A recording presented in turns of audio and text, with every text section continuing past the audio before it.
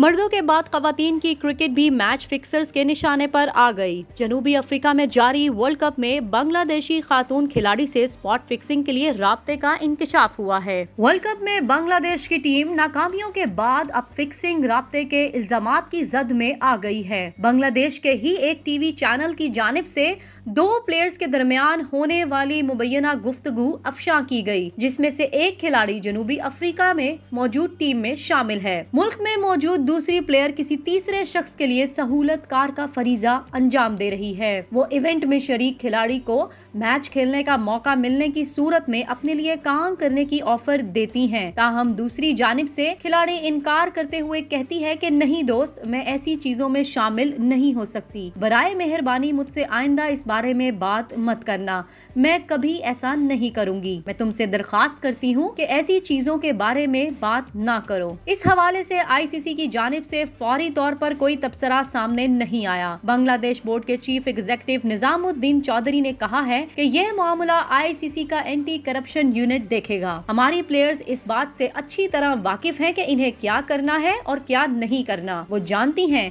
कि मशकूक राब्ते की सूरत में एंटी करप्शन यूनिट हुकाम से राब्ता करना है। मज़कूरा खिलाड़ी ऐसा करेंगी। उन्होंने मजीद कहा कि बीसीबी इस हवाले से कोई तहकीकात नहीं करेगा और ना ही हम इस मामले पर कोई तबसरा कर सकते हैं।